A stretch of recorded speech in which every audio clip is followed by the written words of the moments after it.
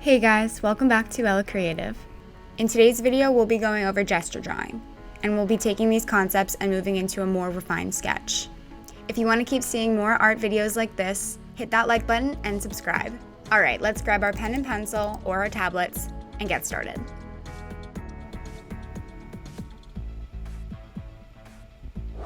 Gesture drawing is a way of capturing the action, form, and pose of your subject. There's a lot of different ways that you can do a gesture drawing and can be as abstract as we saw in the beginning of this video, or a bit more detailed. It's completely up to you. If you're doing gesture drawings for longer time periods, then you can add a bit more detail and tone. But the purpose is primarily to study the human form and anatomy, and gives you a way of exploring the body and how it moves and how it is connected. We have our reference photo here on the left, and our primary goal is to focus on finding the movement in her body.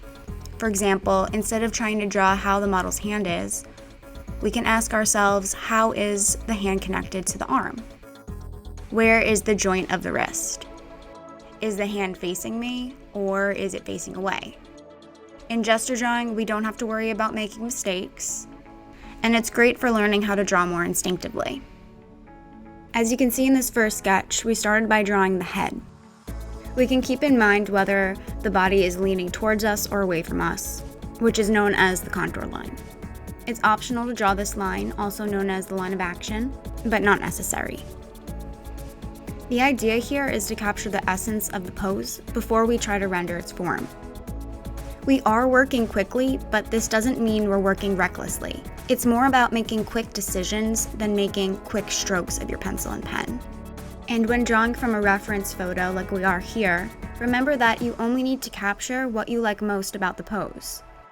For example, here I really like the leg movement that this model has, so I'll be emphasizing this.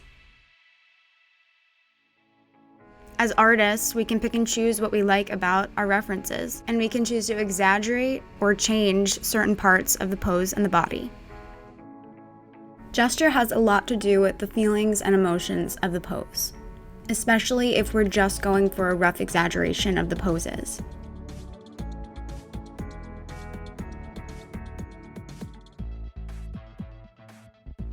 Here I'm lowering the opacity of this layer and creating a new layer to go over the sketch.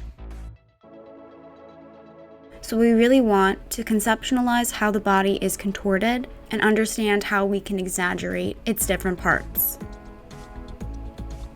We can ask ourselves, how is the torso leaning? Which leg has more weight? How is the head tilted? And we can analyze each part of the body and draw based on our conclusions. We can keep in mind that we're not going for drawing straight lines. We're looking to follow the natural curves of the body from the head to the torso, to the legs, and to the feet. We can keep in mind that we're trying to go for a C or an S shape.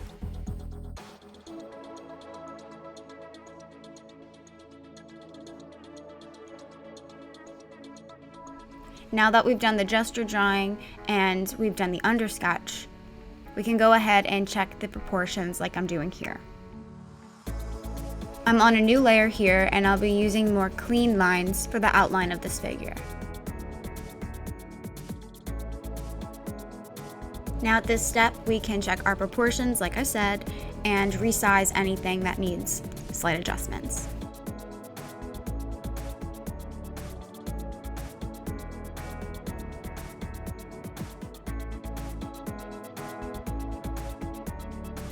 We can now take a look and see the differences between the gesture drawing that we started with, the underdrawing, and then our final line work.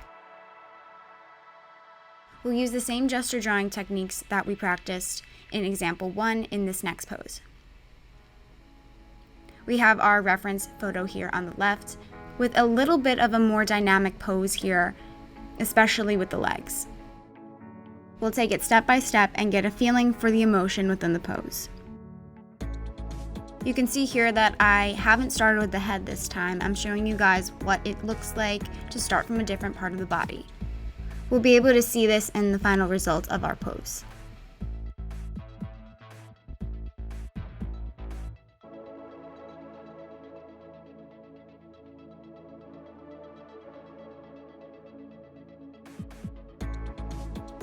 Now we can bring up a new layer and lower the opacity of the gesture drawing.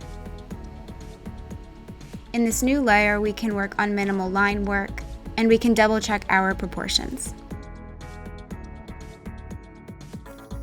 I'll show you guys here how our sketch looks without the underdrawing versus with our first gesture sketch as well. We'll move on to example 3 with our reference sketch on the left, and we'll start with the head like we did in the first example. We'll start with our quick line work and mark down the movement of this pose.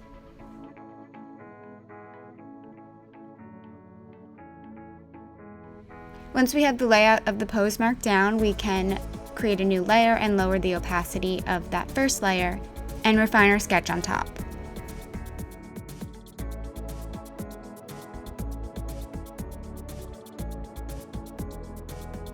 Here I'm resizing and showing what our sketch looks like with the underdrawing versus what it looks like without it. You might not necessarily see direct improvements in your gesture work by practicing it just one time, or even practicing it over and over again within a week.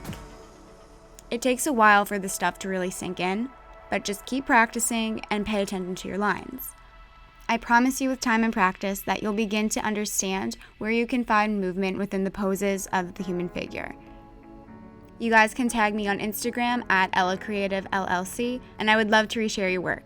Let me know how you guys found this tutorial in the comments below, and feel free to leave any comments and suggestions there. I'll see you guys next Friday for our next art tutorial, and as always, happy sketching!